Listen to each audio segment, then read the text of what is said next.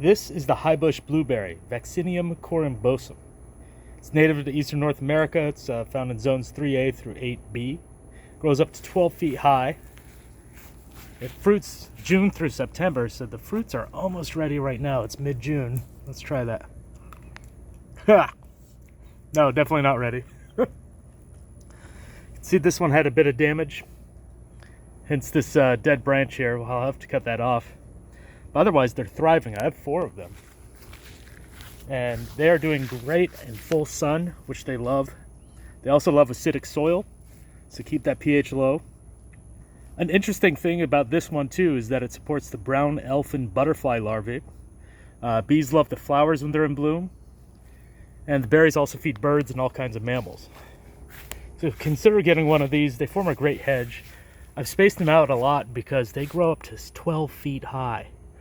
Anywhere from 6 to 12 feet. So when they're mature, they'll be amazing. These are only 2.5 years old. So I expect great things from them in the future. This is the Pawpaw tree, Asimina triloba. Unfortunately, this is a bit of a funeral for it. I'm probably going to yank it out of the ground after this because this one is dead.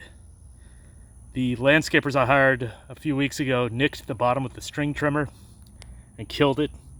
I tried building this mulch circle around it, but it was too late. I saw the leaves wither and die within a week. But this tree, if it had grown up, it would be producing amazing fruits. It is deciduous. It's eastern United States and all the way up to northern Ontario in terms of range. Florida Panhandle here is about as far south as it will go. Farewell, little tree. This tree, on the other hand, is thriving. This little sapling is doing really well. This is actually a persimmon, Diospyros virginiana. It's native to the southeast United States, so it's doing really well here in the Panhandle. When mature, it'll grow up to 60 feet tall. It should fruit probably in 4 to 9 years. I don't know. But we expect small round fruits that'll feed birds, small mammals, even foxes and bears. I'm hoping I don't get bears. Now here's one I really like. This is coral honeysuckle, Lonicera sempervirens. It's native to eastern North America. You can find it in zones 5 through 9. So North Florida, but not South Florida. It'll go anywhere from Maine all the way to far west is Texas. It's a vine. It grows up to 20 feet long. You can twine it around trellises and buildings, things like that, or you can leave it as a ground cover. This one I planted 2 years ago and meant to build a pagoda or a trellis or something. Never got around to it, so you can see the original bamboo cane that stayed on, collapsed. I am going to build a trellis for this and the other one over here, but it'll take some time. That'll be a future video. Looking forward to that. Some more facts about this. These flowers actually attract hummingbirds. Great pollinator for hummingbirds. I see dragonflies on here all the time. It's non-invasive. Compare that to the Japanese honeysuckle, which you might be more familiar with the white gold flowers. Those are really invasive and will spread given any opportunity. But in addition to hummingbirds, this one will also attract bees, moths, and some birds, actually. One final detail about this is it's actually the host plant for spring azures and snowberry clearwing moths. So really good for the biodiversity of your yard. This tree, much more mature than the others you saw, is the southern magnolia, Magnolia grandiflora. This one is mature. At maturity, they'll grow as far as 120 feet tall. So really impressive specimen here. When it's flowering, it grows big white blooms. And the seed cones are interesting because the seeds in them are so bright red. They look really neat.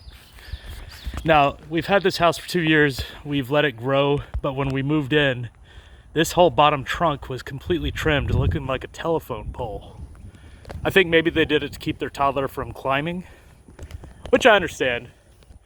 When I was a kid, we actually climbed a huge southern magnolia outside my church, and we'd throw the cones at each other, so it's an invitation to trouble, but good trouble. Here's another sad one we have to give a funeral to. This is the common Cinquefoil, Potentilla simplex. You can see it's got a kind of central tendency to root out from there and spread. It actually has little thorns, which is not surprising because it's actually a member of the rose family. This one I actually found in my neighbor's front yard. I transferred it to my backyard, just thinking, see what happens. Obviously it died, it did not take. I think it was just shocked and maybe I didn't get enough of the roots. It would have been interesting because it is a native. You find it all the way from Canada down to here to the Florida Panhandle. It does have yellow flowers when it is in bloom, which the blooming season lasts, I believe, from March to June.